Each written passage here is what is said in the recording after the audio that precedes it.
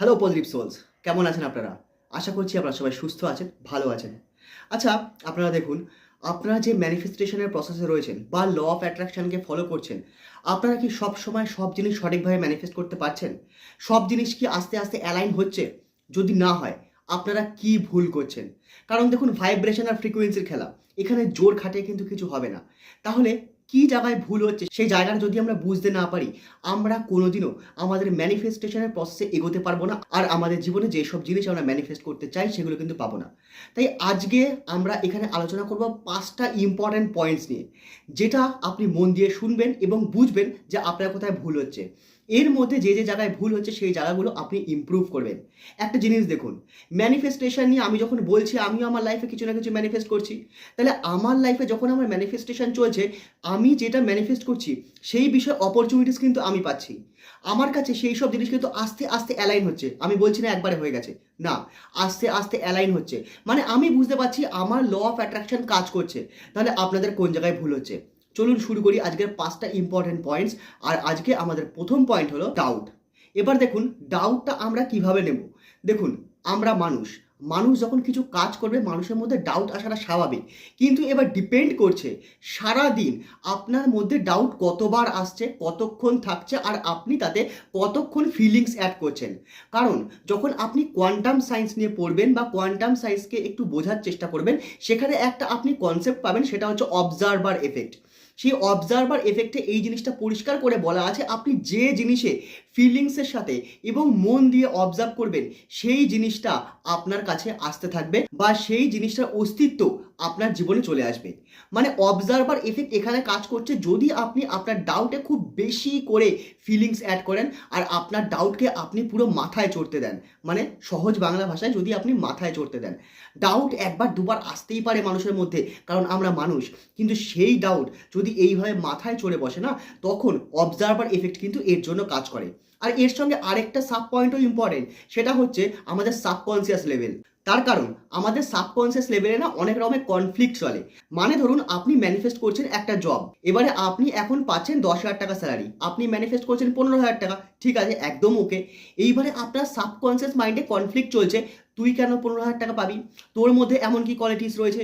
অন্যরা অনেক বেটার, তাদের কাছে অনেক বেশি এক্সপিরিয়েন্স রয়েছে, তোর কাছে তো নেই, তাহলে তুই কেন পাবি? এই সব সাবকনসিয়াস কনফ্লিক্ট আপনার ম্যানিফেস্টেশনকে আটকাচ্ছে। তো এই জায়গাটা আগে ঠিক করুন, কারণ আপনার সাবকনসিয়াস মাইন্ডে যদি আপনি আপনার ড্রিমকে বা আপনার ভিশনকে আপনি দিতে না পারেন, তাহলে ম্যানিফেস্টেশন কিন্তু নেক্সট টু ইম্পসিবল।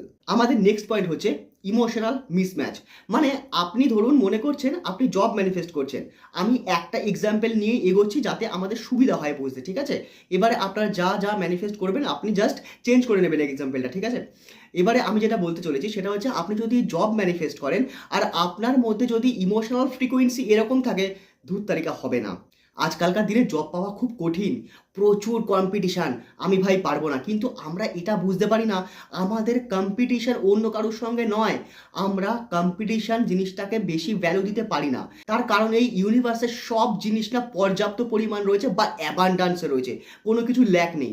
এইবারে আপনি যদি আপনার মাইন্ডসেট বা আপনার যে ফ্রিকোয়েন্সি, ইমোশনাল ফ্রিকোয়েন্সি, সেটা যদি আপনি ল্যাকের দিকে শিফট করেন, তাহলে আপনি শুধুমাত্র সেটাই পাবেন। আর আমি আপনাকে প্রথমেই বলেছি, emotions nothing but powerful frequency. এবার ইমোশনকে যদি বুঝতে হয়, তাহলে ইমোশনকে আপনি ইউজ করে দেখুন। আপনি নেগেটিভলি ইউজ করতে পারেন বা পজিটিভলি ইউজ করতে পারেন।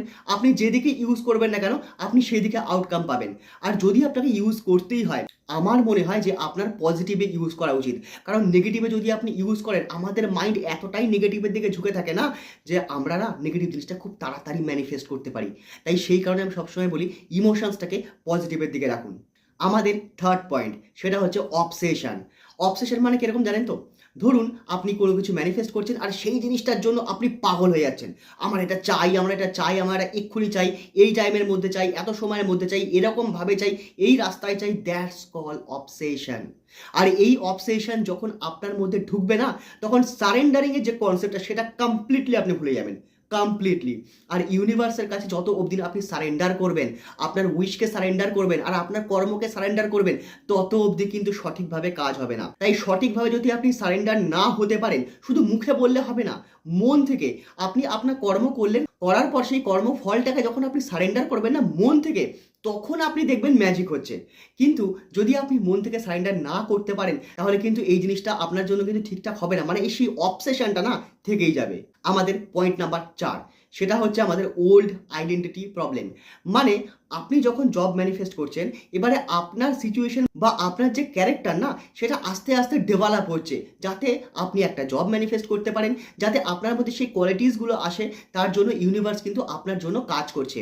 কিন্তু আমরা কি করি, আমাদের না ওল্ড আইডেন্টিটি, আমরা যেরকম আগে ছিলাম আমরা আবার সেই জায়গাতেই পৌঁছে যাই। যেরকম আমরা আগে ছিলাম, যেরকমভাবে আমরা কথা বলতাম, যেরকমভাবে আমরা ব্যবহার করতাম। আর এই বিষয়ে না সোসাইটি একটু আমাদেরকে হেল্প করে, যাতে আমাদের খুব একটা উন্নতি না হতে পারে। তো অন্যের কথা শুনে না আমরা সবসময় ভাবি যে ধুর আমার দ্বারা কি সম্ভব, ধুস ম্যানিফেস্টেশন কি হবে, ল অফ অ্যাট্রাকশন কি সত্যিই কাজ করে। যখনই আপনি বলছেন, যখনই আপনি ডাউট করছেন ল অফ অ্যাট্রাকশন হয়তো আমার জন্য কাজ করবে না। আর ল অফ অ্যাট্রাকশনের ক্ষেত্রে না সব কিছু আনকন্ডিশনাল।